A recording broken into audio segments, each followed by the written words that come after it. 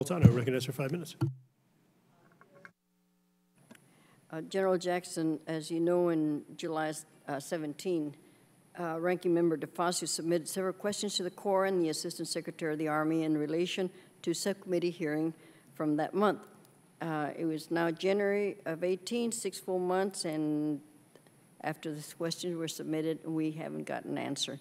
It's not really acceptable. I understand we take our oversight role very seriously, and the lack of a timely response by the Corps and the ASA's office call into question this administration's commitment to transparency and congressional oversight. Do you agree that 6 months is too long? What steps will you take to ensure that the congressional question, both from the majority and minority, are made on a timely basis? Congresswoman, I want to tell you that answering questions to this committee and any member of Congress is top importance to the Army Corps of Engineers and the administration.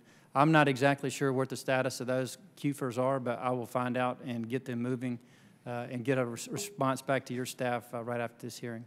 Would you please? I'd appreciate it, and I'm sure the chairman would appreciate it.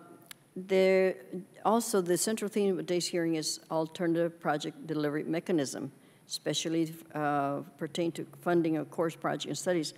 As you know, I've made a point of the lack of consistent and available appropriations to the Corps, which has resulted in fewer Corps-led projects being undertaken and communities are struggling. In response, Congress has provided new or revised authorities to allow local sponsors to contribute or accelerate funds to the Corps for projects and studies, or take over planning and construction altogether from the Corps. And in your current portfolio, what percentage of the Corps projects and studies are being pursued under traditional models of appropriated statutory cost-related federal funds? And then, of course, begs the question, what percentage of projects are being pursued with advanced or contributed funds? We need a breakdown. And what projects are being pursued under Section 203 or 204, 203 or 304 of ORDA 686. We've had concerns using alternative methods for addressing federal share Corps projects that can skew the priorities of the Corps, in essence allowing projects from wealthier communities to proceed because of contributed funds were made available. How does the Corps safeguard against allowing contributed funds to change the Corps' priorities? It's a mouthful. Those are a lot of questions, Congressman. I don't have the answers to the specific numbers of 203, 204, contributed funds, accelerated, and advanced funds. I can get that, and we'll respond to that as quickly as we can to you and your staff and the members of the subcommittee.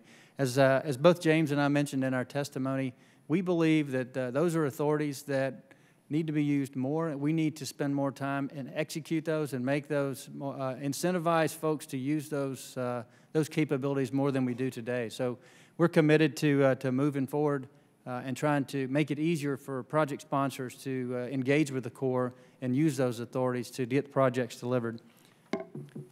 Thank you.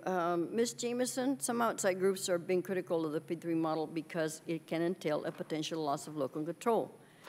And it could result in decreased labor standards for long-term maintenance concessions, could result in what might currently be public information being transformed into confidential and proprietary information that would no longer be available. The committee has also issued a report on P3s that noted that this model should not be viewed as a new funding stream, but more realistically as an alternative financing mechanism paid for in one way or another by the taxpayer, maybe even twice. Do you agree that these are valid concerns? Thank you for the question. It's very hard to generalize when you talk about P3 because every contract is very different. And so it would be incumbent on the administration, I think, or the federal agencies, if they were to engage in P3, to make sure that those concerns are addressed. So often, and in California, University of California, Merced, it's not a water project, a very large P3 that was recently done. Labor concerns were paramount in structuring the deal, using project labor agreements, making sure the unions were engaged in part of the solution. So P3 does not need to come into conflict with labor, and if done right, it will not. In fact, it will enhance them. In terms of transparency, again, it's how you write the contract and the arrangement. And in that case, you do need to ensure that there's sunshine into what the deal terms are. And again, we use open book often, which is much more transparent often than other things. It can be done that way, but you're right to express concern, because if done poorly, these are dangerous instruments. If done well, they can be a surgical tool that can be very useful. Thank you, Mr. Chair. I have another question, but I'll wait. Thank you.